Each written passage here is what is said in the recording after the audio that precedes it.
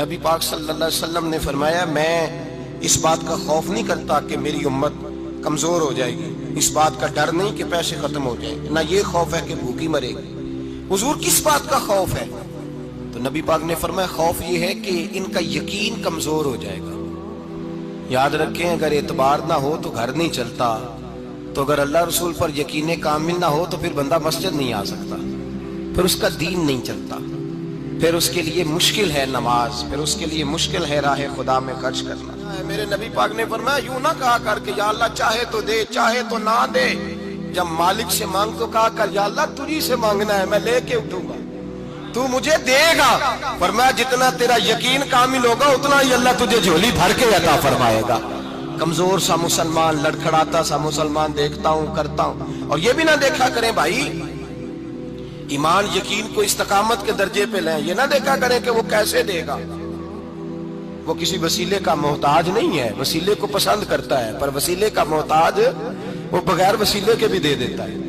ہر آدمی ماں باپ کے ذریعے پیدا ہوتا ہے، اگر پیدا کرنا چاہے تو جناب عیسیٰ کو بغیر باپ کے پیدا کر دیتا ہے، اگر پیدا کرنا چاہے تو حضرت آدم کو بغیر ماں اور باپ کے پیدا کر دیتا ہے۔ جب یقین رکھیں، یقین قرآن مجید پڑھیے، حضرت موسیٰ علیہ السلام فرعون کے دربار میں کھڑے ہیں، چاروں جانب دشمن ہی دشمن ہے،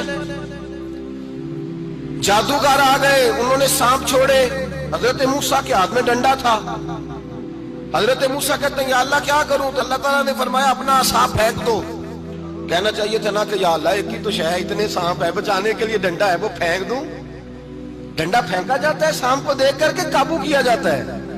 یہ میرا اور آپ کا ذوق ہے نا، لیکن انبیاء کرام کا انداز ملاحظہ کیجئے میرے عزیزو۔ اللہ فرماتے ہیں ڈنڈا اے موسیٰ ڈال دے اپنا عصا، پہلے نہیں فرمایا کہ سانپ بن جائے گا، فرمایا بس تو ڈال دے۔ میں اور آپ ہوتے ہیں تو سانپ سامنے ہے، ڈنڈا ہاتھ میں ہے، ہم کہیں گے عجیب بات ہے، یہی تو دفاع کی چیز ہے، اسی کو ڈال دوں تو بچوں گا کیسے؟ کہا ڈال دو، تو حضرت موسیٰ نے ڈال دیا، کہا میرے رب کا حکم ہے تو میرے لیے بہتر ہی ہوگا۔ اللہ فرماتے ہیں جب موسیٰ نے ڈالا تو میں نے اس ڈنڈے کو، اس عصا کو اژدہا بنا دیا۔ اب کبھی عصا بھی اژدہا بنے، کبھی چھڑی بھی بہت بڑا اژدہا بنی ہے، لیکن قرآن کہتا ہے جناب موسیٰ نے ڈالا تو اللہ نے اژدہا، بلکہ اس سے پیچھے چلیے، عورتیں کمزور یقین کی ہوتی ہیں نا، جناب موسیٰ پیدا ہوئے تو اللہ فرماتے ہیں میں نے موسیٰ کی ماں کے دل میں بات ڈالی، ماں کے دل میں صندوق میں ڈال کے تو اس کو دریا میں بہا دے۔ اور بھائی صندوق میں کہہ سکتے ہیں نا آکسیجن کیسے جائے گی، اور دریا میں بچے بچنے کے لیے ڈالے جاتے ہیں کہ ڈوبنے کے لیے ڈالے جاتے ہیں؟ ماں کے دل میں یقین کمزور نہیں تھا اماں کا۔ انبیاء کے ماں باپ موحد ہوتے ہیں، دین کو ماننے والے، ماں کے دل میں اللہ نے باپ، اللہ قرآن میں کہتے میں نے وحی کی، میں نے القاء کیا، میں نے بات ڈالی۔ حضرت موسیٰ کی ماں کہتی ہے میں نے ڈال کے نا سمندر میں بیٹا، میں نے سمندر میں بیٹا ڈال کے صندوق میں بند کر کے رب کے حوالے کیا۔